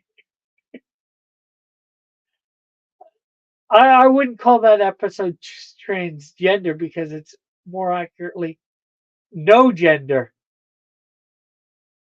or no sex, depends on how you want to phrase it.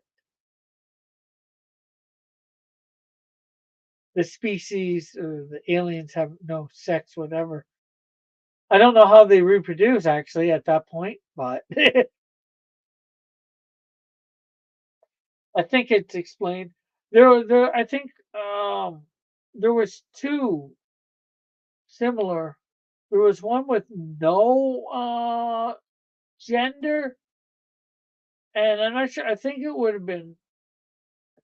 I'm not sure whether it was a different Star Trek one where there was a third sex or gender. Uh, there's never been sex in Star Trek. No, not at all. Never. No sex in Star Trek ever.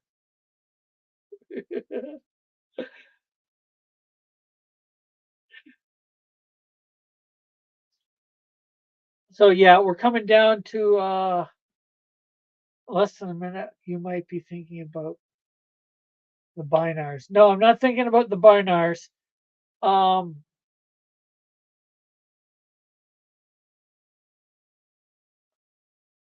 unless it's the same one where they have somebody a third gender or sex or whatever that I know there was one where they have like three. One where it fertilizes the egg or whatever. I'm not sure how to say it exactly.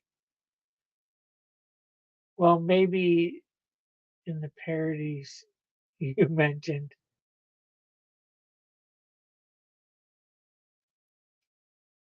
But yeah, I remember one where the one um, wanted to get an asylum with the Federation.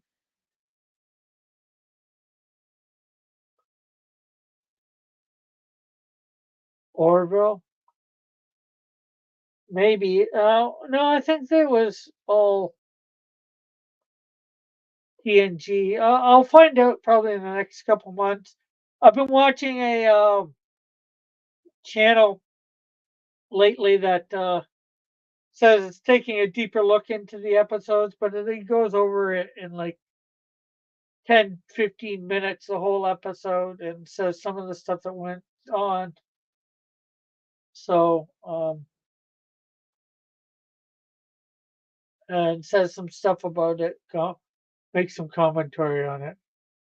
The Enterprise just blew up. uh, well, anyways, it's that time again. Again, thank you for coming. Good night, Spoon. Thanks everybody in the chat for coming by. Thanks for Tim and Alf for coming on. This was great having them here, talking with them, letting them know some of the stuff goes on. The one who sought asylum was from the Suicide Planet. I think there's several ones that would seek asylum, but no, that one didn't. Well, possibly he did. That was with Loxana Troy, though, too. Or the genetically engineered planet. Yeah, there's lots that have sought asylum or in Star Trek. But anyways, with that, again, thanks everybody for coming by. Hopefully I'll get some extra stuff up this week. If not, we will see you next week. Hopefully with some more pages, some sketched out pages, or finalized pages for Canadian Shield 3. What channel does the in-depth review of the show? Let's see. Give me a second.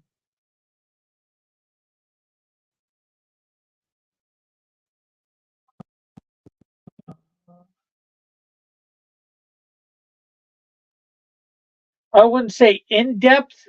Not sure what I would call it.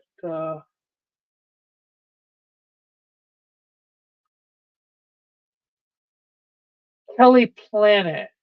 Let me.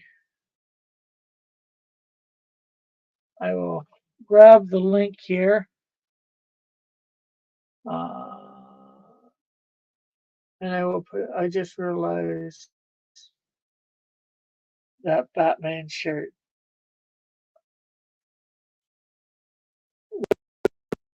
The Batman shirt. Batman is East Coast Rick. Superman is West Coast Rick. Actually, I think they're both East Coast. Or do you just mean that's for me wearing? I actually just got this shirt yesterday. Or was it today? No, it was yesterday, Monday. I got it at Walmart. It was only like $12 Canadian. He's done a bunch on what's the name of it? The latest cartoon series, Lower Decks, as well as